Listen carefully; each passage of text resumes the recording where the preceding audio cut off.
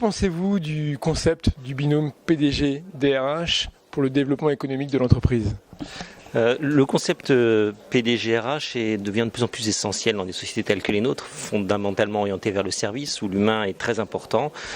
C'est un des paris que l'on a fait il y a quelque temps. Il s'inscrit en fait dans le contexte traditionnel où la finance, le marketing ont un rôle extrêmement important en plus des ventes, mais le RH devient quelque chose d'extrêmement stratégique pour nous. Que pensez-vous de l'impact de l'intelligence artificielle dans nos entreprises ou dans notre société ? On est déjà en train de l'utiliser, donc ça peut en fait prendre plusieurs formes. Une première forme qui est de la réponse automatique à certaines questions traditionnelles de nos clients. C'est des assistants en temps réel pour permettre à nos collaborateurs d'avoir les meilleures informations. Et c'est l'impact de ce qu'on va appeler en fait le real-time business, c'est-à-dire la possibilité d'avoir le plus rapidement possible les informations nécessaires à nos clients en particulier. Quelles avancées majeures avez-vous mis en place dans votre entreprise ? On en a beaucoup, donc je vais en sélectionner quelques-unes. Tout d'abord, on a basculé d'un marketing assez traditionnel sous forme de catalogue et en fait de mailing à un marketing fully digital. Donc ça signifie en fait qu'on a sélectionné à la fois en fait des agences assez originales, c'est-à-dire qu'on croit beaucoup à cette mutualisation des compétences avec des startups qu'on intègre dans notre offre de valeur et on a formé l'intégralité de nos collaborateurs à l'utilisation des réseaux sociaux à la fois de l'entreprise et à l'extérieur, et tout ça se traduit par une approche qu'on va appeler complètement digitale. Une des dernières innovations sur laquelle je voulais revenir, c'est le Cloud Management Platform qui permet en fait d'avoir une approche très personnalisée sur nos clients. Donc l'idée est de pouvoir comprendre les attentes de nos clients, les analyser et leur proposer des solutions de toute nature leur permettant d'entrer dans leur transformation numérique, puisque nous sommes aujourd'hui en mesure d'apporter toutes ces transformations. Et jusqu'où pensez-vous aller ?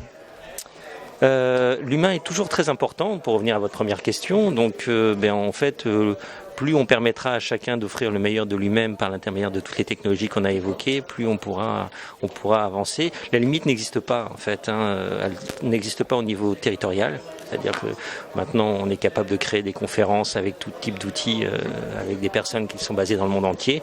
Et par ailleurs, en fait, on a en fait tous ces devices qui arrivent, tout ce qu'on appelle en fait le modern workplace, qui permet à chacun de dire je vais stocker dans le cloud, je vais pouvoir récupérer, je vais pouvoir communiquer.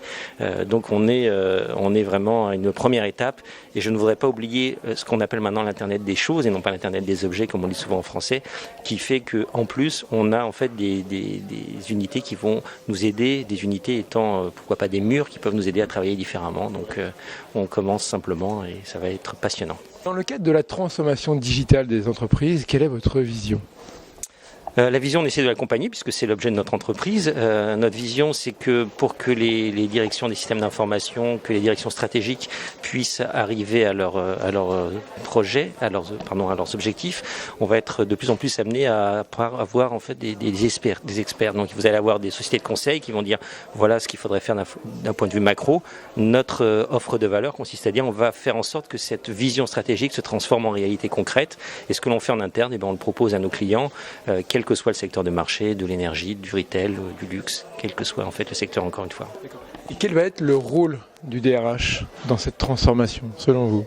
Alors le rôle du DRH, il est majeur comme le reste de l'entreprise. D'ailleurs, c'est faire en sorte d'intégrer ces milléniums, ces jeunes générations qui, eux, sont nés dans un monde digital, faire en sorte que ceux qui ne le sont pas aient l'impression de collaborer de façon complètement égale avec eux. Et surtout, en fait, ils nous apportent quelque chose de fondamental, ces millénials, et le RH peut canaliser ça, c'est la capacité à inventer des nouveaux modes de fonctionnement. En disant on peut faire de l'incubation de start-up, on le propose, on sent qu'il y a un vrai atavisme des jeunes à créer leur propre entreprise, les intégrer, les incuber au sein de l'entreprise, faire en sorte qu'on travaille, quelles que soient les frontières, pour réussir à avoir en fait une nouvelle approche. Et la RH est claire est clairement en fait le point d'axe sur cette nouvelle approche. Merci beaucoup Richard. Merci beaucoup.